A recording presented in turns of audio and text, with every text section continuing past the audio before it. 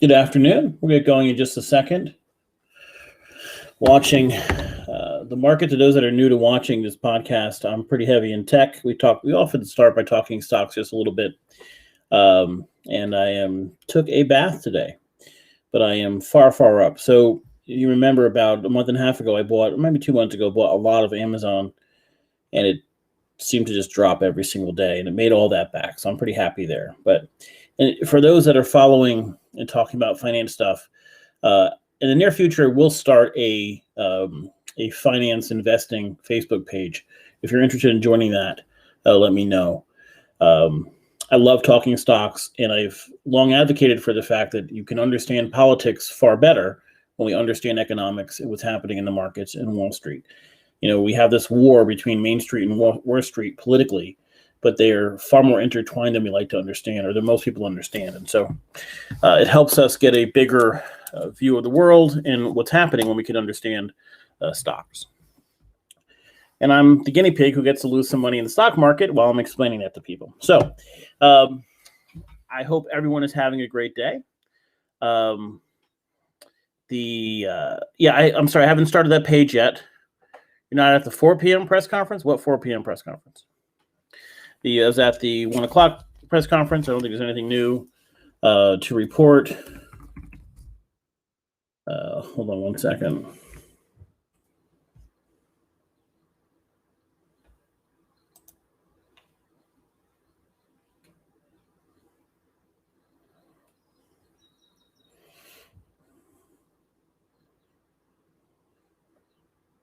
Yeah, there was no 4 p.m. I don't know what you're talking about, 4 p.m. press conference, but anyway. So I'll sign that. I'll create that sometime to noon. We knew the name yesterday, Matt Walker. I don't think the name was unknown to officers. There's some indications they may have had some advance notice that there were threats being made. Officers did not speak on that today, but I have enough sources that have kind of confirmed that. In any event, a couple things jumped out at me from the press conference. So to those that are just following us, yesterday, obviously, we had the shooting, a 5 or 6 hour. The last shots were fired around 4:30 in that ballpark. So yesterday, a lot of people watched me live, and by that third hour, I was struggling. Right, I was like, not a lot of energy left. What's unique about getting live information in is, unlike a newscaster where there's people behind him taking calls, I'm here taking the text messages and IMs in real time. Not everything we get can be pushed to the public immediately, because at the same time, we have to make sure our police and firemen are safe. We're getting information saying, hold off on it, make sure you confirm this. The guys that can confirm it are busy, what have you. So, a lot of people mentioned that they saw my face when a particular text came in. I didn't say what happened. Yes, that's when I found out that he was dead. We really couldn't report it at that time, but we knew it was over. And then about a half hour later, we had officers coming out from behind their cars.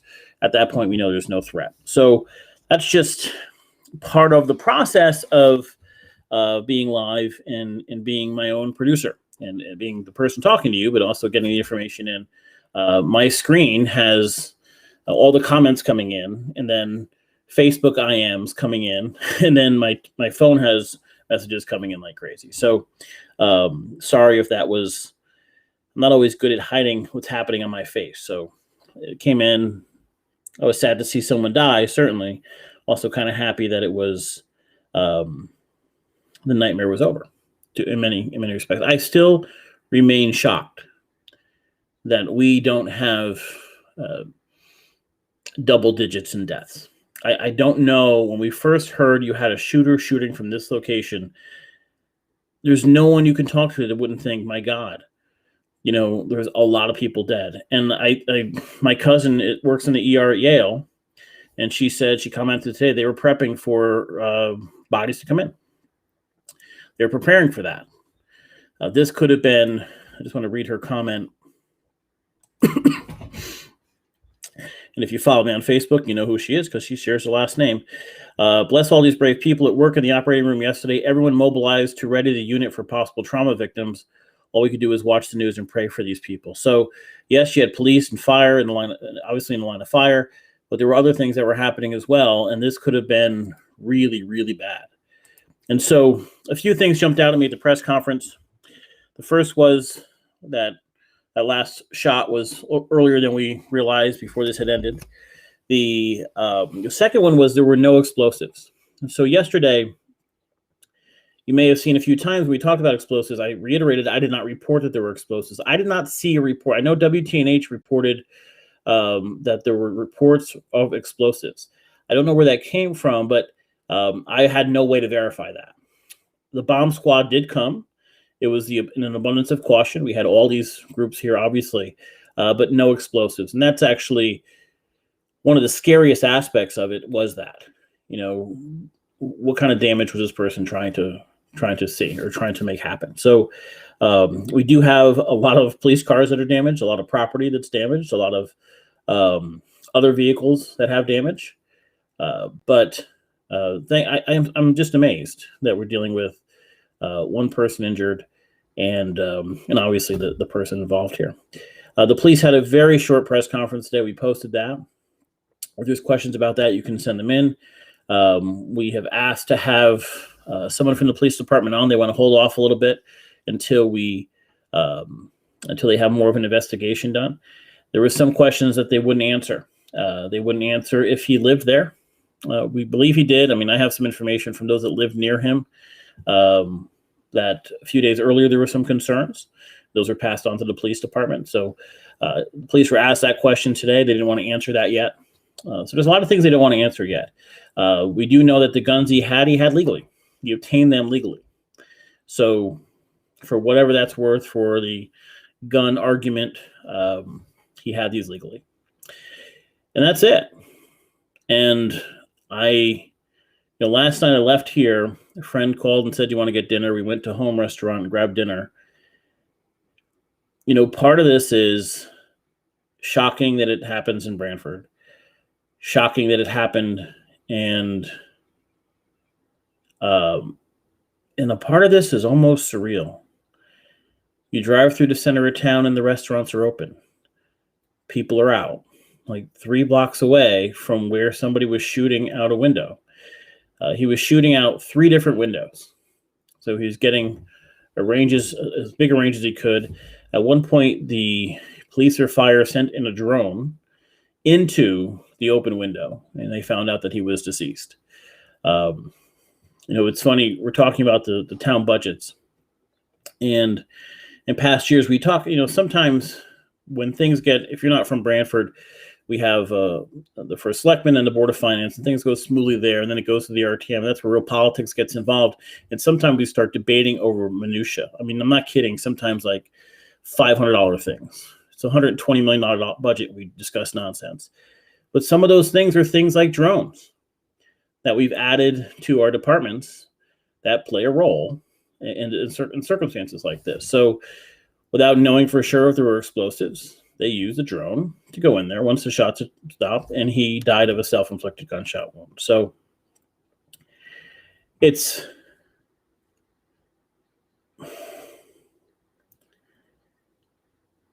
you go through this series of emotions of, holy cow, it's happening here. Then this is our guys. We got this. And also realize this: no matter how good the police are, no matter how good the fire department is, we were really, really lucky. We were really lucky. I talked about this yesterday, and Chris Velarde spoke a little bit about it yesterday. After Newtown, you had this awful tragedy. but you had it drawn out for, by the way, he was 31. You had that tragedy drawn out for another 2 weeks. We had this tragedy. We were out to dinner. People were out eating at restaurants last night. I was at home restaurant last night. People were at other restaurants in the town center blocks away last night. We went back to life that quickly. In Newtown, you had 2 weeks of funerals. In so many of these other shootings, in Columbine and in Vegas, you had weeks and weeks and weeks of funerals before you can even start the healing process. We got word it was safe. I got off camera and I was hungry and I went to eat. And you're sitting there. And so last night I got home, I don't know, 9:30, something, whatever it was, immediately fell asleep and woke up around 2 and could not fall back asleep. And that's the thought that I sat on the couch behind you, didn't even have the TV on. I thought to myself, we are so unbelievably lucky that this is not a pall and a darkness over our town for the next 2, 3, 4 weeks before we can even begin the healing process. And I feel for this person, whatever pain he was going through. The police are not surmising what his intentions were. He owned these guns. He had a lot of ammunition. We hear a lot of people talk about mental illness. It fits the bill, but we don't know that for sure. And when the police have that information, hopefully they'll send that on.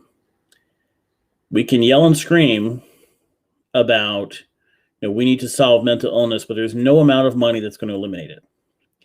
You can yell and scream about guns, but there's no amount of laws or bans that are going to eliminate guns. So to a certain extent, is this just what we are? I don't know the answer to that. Joyce just said, honestly, I feel like that was why there wasn't much coverage on it either. Listen, somebody said on the air, we went to WTNH and they were showing Judge Judy. We literally had somebody shooting from a window in an apartment in Branford. They were showing Judge Judy.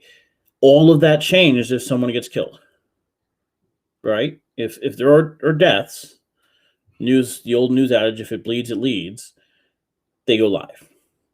But because we didn't get to that point, we didn't have that kind of live coverage. We didn't have that emergency coverage. So there's a lack of words for what happens after an event like that. Is it really just another Tuesday? Is that the world we're in? Or how do you respond?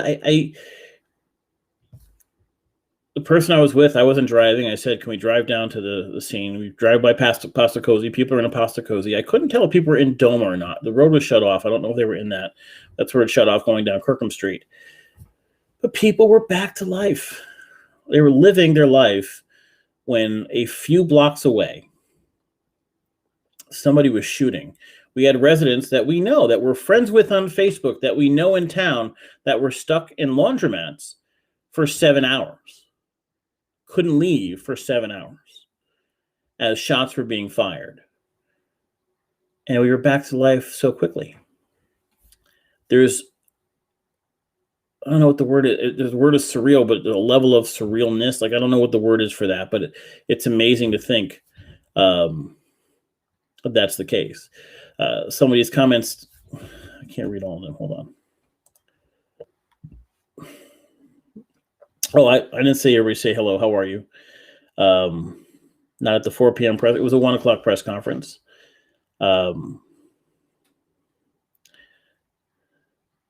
No, I didn't hear about another. I usually get a million text messages. I didn't see anything. Yeah, we do have his name. He was 21. Parkland. Yeah, another one.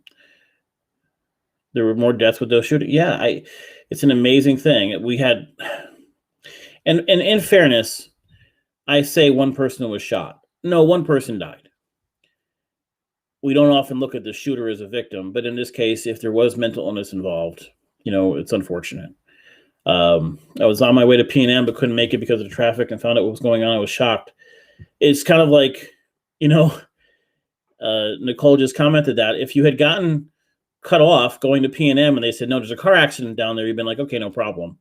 You don't expect, hey, you can't go down there. There's a mass shooting. There's somebody shooting out windows at random people.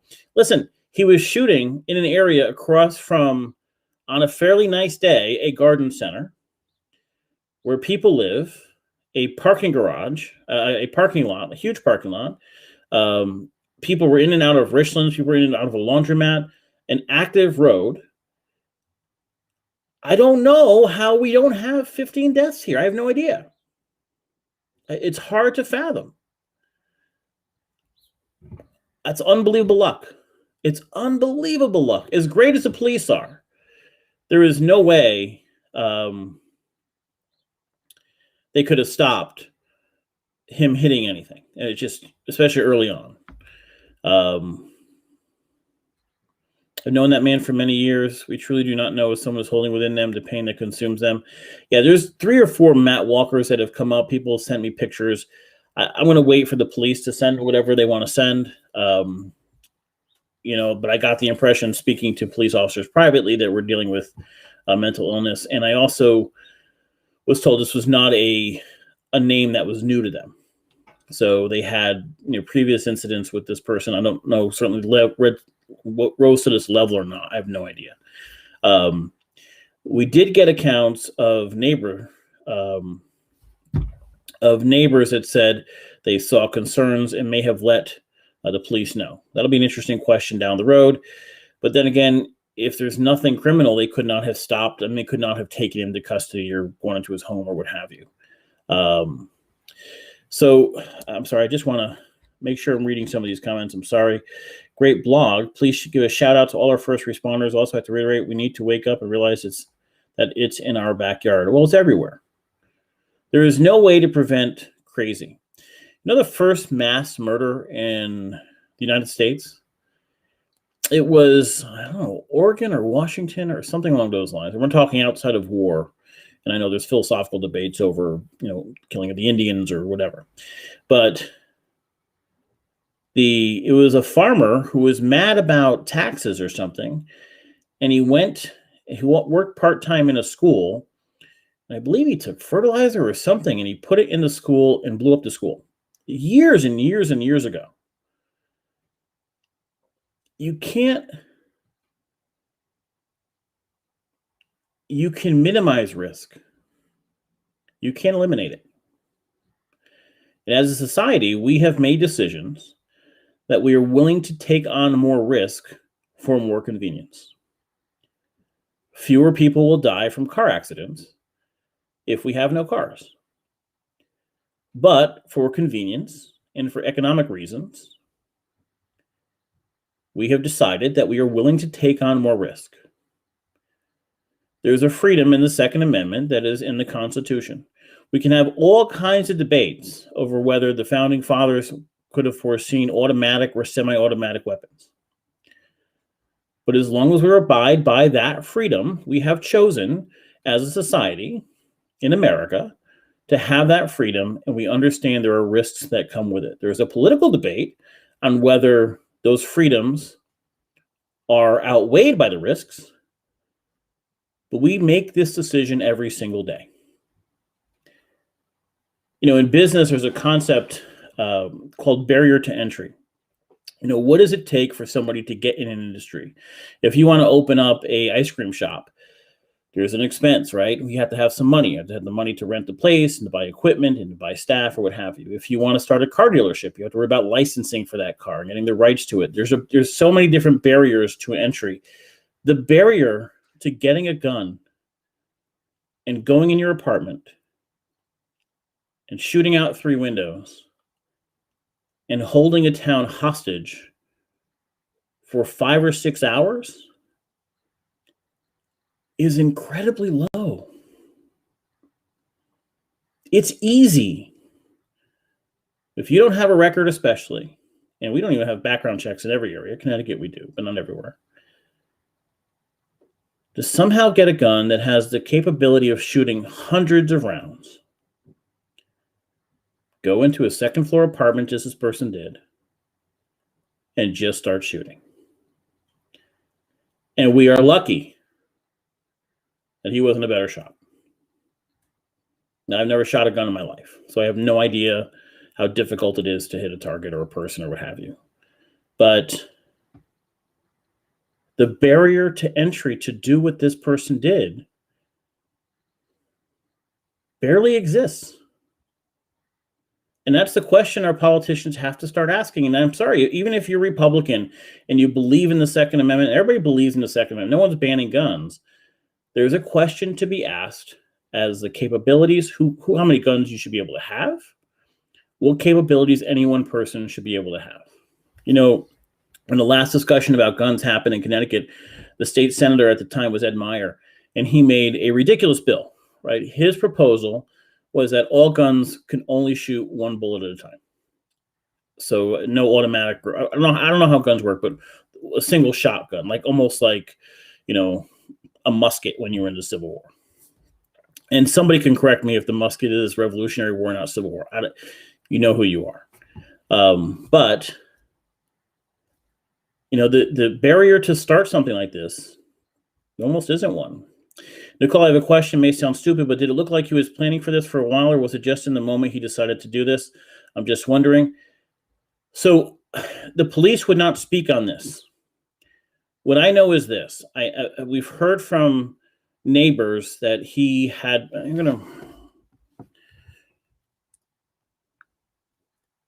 a general idea, because we've heard this from a few places, and these are people who are very good sources. And he had been sending what was considered, and somebody said, don't use this word, but we're going to use this word because it was used to me, crazy text messages. He was talking through walls saying, like, the world was going to end, people are out to kill me. There's a very, very likely mental illness here.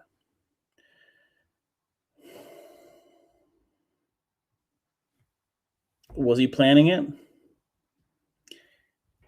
He had a ton of bullets, plenty of firearms. You know, you make that call.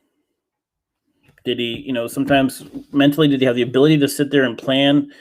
Obviously, he didn't plan for the most destruction possible, right? That's clearly not the case. So, I don't know. Did he think someone was after him? Was there what type of mental illness are we talking about? I think at some point, probably the counseling center and psychologists get involved. When the police are done with their investigation, we'll probably get a better report on something like that. Mark, we don't need to glorify these individuals anymore. If this happens, keep it with the community, not worldwide. They enjoy seeing what they're doing on TV. That may be true. In this case, I don't think that's true. If there's mental illness, and we have every indication we're looking at some sort of mental illness here, that may not be the case, but I get that. The media makes them something they are not in normal life. This is their mark in life. Time to enforce the punishment laws, not the laws against those responsible gun owners. Okay. Listen, that concept of responsible gun owners, I agree with you, but there's responsible car owners too. There's responsible plane owners. There's responsible, but we have limits on those. We have limitations on the power and how fast cars can go and how fast the engine can go and what planes can do. And we've put limits on all of these freedoms. And those limits are there to have some sort of balance between the benefits provided and the risks. So this concept of we have a right to bear arms, you have a right to drive a car, but you don't have a right to drive any car. Right to fly a plane, but not a right to fly any plane. We have standards. We have limits. The question isn't, do you have a right to bear arms? The question is, do you have a right to bear arms without limits? That's the question. It's not black or white about this, the amendment itself. Emily, great point about limitations we have on freedoms for the sake of public safety. That's the balance. It's a very simple balance. Period. And if we can understand, and that balance changes over time. If we find that, cars when they were first invented didn't go anywhere near 55 miles an hour, they didn't go what they go today. As technology improves, we further those regulations. So we hear all this time all the time, oh, there's 40 million regulations on the books. Yeah, but most of them were at a time when we didn't have the technology we have now. The founding fathers could not have foreseen automatic weapons. Automatic weapons are not legal. They could not have foreseen semi-automatic weapons. There's other weapons they could not have foreseen. So then you ask yourself a very simple question about some of these weapons. And by the way, I'm not saying what weapons. They would not say today what weapons he had. But then you have a question. Are there benefits provided by these weapons that are worth offsetting the dangers? So if someone has a musket and they can get one shot off every 45 seconds, the risk is they can kill one or two people. The benefits is they have something to defend themselves if whatever, right? We can make an argument there's a risk reward there. If your gun has the ability to get off, and again, I'm not a gun guy, so there's going to be a bunch of people saying I'm an idiot, which is fine. Let's say hypothetically the ability to get 10 bullets off in a minute before other people can react to him. Theoretically, he can kill 20 people in 2 minutes. Now, I don't know if that's a realistic number or not. You know guns better than me. Is there a benefit to that sort of gun? Is there a benefit to society that offsets that potential risk by a bad actor? We've made that decision with cars. We drive cars at a certain speed, but at the end of the day, can somebody steal the car and do damage? Yes, we've seen it. We have seen, and I go back to this because it was a terrible memory for me. But when a deputy fire chief took his own life here in town, he stepped in front of a train. Nobody said at the time, oh my God, we got to get rid of trains. There was a general understanding that there's a benefit to trains that offset this happening on occasion. Period. With guns, that's a legitimate question. With guns that can shoot as often as this person was, realizing how lucky we were that we don't have far more people dead. What is the genuine? Somebody explain to me what the benefit to society is in having a semi-automatic weapon. Open forum. How is society better for having them? We get how society is better for having a plane or a car or a train. We get the dangers that exist. There are dangers that exist with computers and TV and so many other knives in your kitchen. There are dangers that exist, but we understand there are benefits to society. What is the benefit to society for a firearm that can shoot 10 times in a minute? I don't know. I'm asking legitimately. This is not an assault. I don't know guns. Is it? I don't know the answer to that. And that's the question. It's not an assault on our amendment rights or constitutional rights. It's just a simple question. We weigh the dangers versus the benefits. We know the dangers. We see the dangers. We've lived the dangers yesterday and got incredibly lucky. What is the benefit to society of cigarettes and alcohol? That's a good question. Alcohol is a really good question because we know the dangers. You know, there's certainly dangers of those things. You know, is there a benefit to society of the car racing that offsets the fact that Dale Earnhardt can die? You know, there are some things that we do for entertainment purposes. Cigarette can kill you. Secondhand can kill others, but we can avoid that. Alcohol can kill you. You can kill others. We've taken that risk as a society. What is the benefit of a gun? I don't know. And I want to ask that question, not as a Democrat or Republican or not someone who has a stance on, I don't own a gun. Period. I have yet to hear anybody give an answer on here's the benefit that it provides. I don't know. You can buy those things. Are they legal on the road? I mean, there are serious regulations as to what you can take on the road based on safety. You can't take a tank on the road.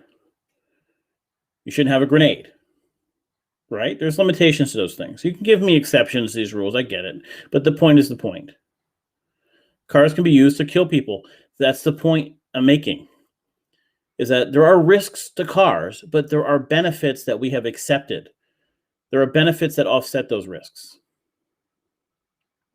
The only answer you're going to get is people have the weight to own. I think you're saying have the right to own them. Yeah, that's it. So that's the question. Do people actually have the right to own not just a gun, but any gun to ever be made? Or, like everything else in society, do we have a right as a society to put limitations on that? I don't know the answer to that question. And we should be able to have this conversation without the normal yelling from the left and right and left and right and left and right. Jared, there are no actual benefits. However, guns are a hobby to enthusiasts just the same. The vast majority are responsible owners that practice safety. And the vast majority of car owners are safe as well. Very true. We weigh that risk with the benefits. I go back to jarts. Remember jarts, the things you threw in the air and came down, and obviously somebody either got hurt from it and they decided it wasn't worth the benefits. We're going to ban it. This is the balance that we have to take, the balance that we have to figure out. Now, he got these guns legally. We don't know the details. So when we do know the details, we will have this conversation far more about this particular situation. But we know an entire town yesterday went through a horror and got unbelievably lucky. And I sat here on the couch behind me last night at 3 a.m. thinking that over and over and over again, that there was a very, very good chance at 12:03 when we found out there was an active shooter situation, that there was a very good chance I'd be spending the next 2 weeks covering funerals. And I am in shock that I won't be. And quite frankly, I'm thankful. Again, I mean, in some of these comments, we're talking about all guns. The comments isn't about all guns. Nobody's talking about a pistol. So the other one is older than the one they reported, so I believe this is correct based on the age given. 31 was his age. They told us that today. Chicago has 200 murders a weekend. Texas has none. Right, so here's the issue with the Chicago. Everybody always runs to Chicago. Chicago banned guns, but banning guns doesn't solve the problem the next day because there's a million guns still on the street. So you can use Chicago all you want, but it's not a good example of, if you want to use that, go to Australia. I mean, or go to a country that has banned guns and collected the vast majority of those guns. What are you left with? You can't use Chicago. You can't, ban guns tomorrow and say the problem is going to go away tomorrow. It doesn't work that way. I don't know what gun he had, and we'll hold off on even knowing that. I think one can own a gun for target shooting or hunting, or even for protection, but there is no need for the public to own an AR-15 or any type of assault rifle. I think that's where most Americans stand. And then that's the question of what's your right? What does the Second Amendment cover? Frank, that's a good question. I cannot define assault rifle. After Newtown, I did a lot of research on guns. I am a novice when it comes to guns. I cannot answer that question. I will gladly have. So 7-8 years ago, remember when TGS Outdoors opened in the center of town? And before that, it wasn't called TGS Outdoors. It was called the Gun Shop. It was just going to be called the Gun Shop. And we had people in town going batshit crazy. And I arranged for, at the time, the chairman of the Board of Education and someone else, I don't remember who else I got, and went in there and spoke to the owner, who was a great guy, just a genuinely good, sincere man. And he gave us I would say, a 45-minute education on guns, on the security of the guns, And I will tell you, I had enormous respect for everything he said. And I checked multiple times afterwards. We never had any criminal activity. We never had anybody try to break into that thing. It was so secure. It was unbelievable. It was like the safest building you could possibly have. All the people yelling about the gun shop going in town, it was nonsense. It was just fear. It was bullshit. That said, there are events that we had like yesterday where we can question. Sincere people can question. Sincere members of the society can question who has access to guns. If he was mentally ill, how did he get them legally? Can we agree that if this person does have some sort of mental illness, and it appears that may be the case, that he should not have had these guns? And if we can agree to that, are there some laws we should pass that would make it harder for someone like this to get these guns? I can't see the answer being no. Even gun advocates, I can't see the answer being no. I get the slippery slope. I get the argument, if you pass this, more stuff will pass. I get it. And I know that there are people who are anti-gun who want to pass more things. But it's hard to make the argument that we're against regulations that stop people who are of questionable mental health from getting firearms. It's just hard. We really need Republicans to jump on board with that. I don't think it'll happen anytime soon. But this conversation should continue, and I think as we get more information about this shooter, I'd like this conversation to continue. And I actually will have, if there's 2 or 3 gun experts here, I will gladly have you on so you're on screen and we'll have this conversation. In a heartbeat. You're welcome to teach me about guns. Amy, why is this conversation about anything other than the lack of access to mental health resources? If people want to find a way to hurt themselves or others, will find a way using whatever they can. So here's the issue with mental health resources. There is no amount of mental health funding that's going to end mental health issues. Like everything, it's the balance. How much do we want to spend on it versus what kind of impact do we want? You could spend $50 billion on mental health in one town. You're still going to be issues. So they may be treatable. There may be people that can get help. There's still going to be people falling through the cracks. There's no such thing as it never happening. And Branford's not immune to that. The question I have, and I've asked this question of especially liberals before, we talk about wanting to fund these things, but we also fund other things that are not necessary. Give huge tax breaks to the Blackstone Library or I'm for the Legacy Theater, but they got grants from taxpayers and are tax-free. They're not paying taxes because they're a nonprofit, while that money could have gone to mental health funding. So the question I have to people when you talk about more money for mental health funding is not just more money. Are you willing to give up anything to get that money? It's easy to say we need more money for mental health funding, so raise taxes. But I never hear anybody say, you know what, let's take money away from the arts for mental health funding. I never hear that. I don't see anybody prioritizing things. So when people say, I want more money for this because it's vital and we're desperate for it, also tell me where you're getting the money from. It's easy to say, raise income taxes or raise sales taxes or raise taxes. I want to know, where's your priorities? You want money for that issue? Okay, I agree with you. No problem. But there are other things the state is spending money on.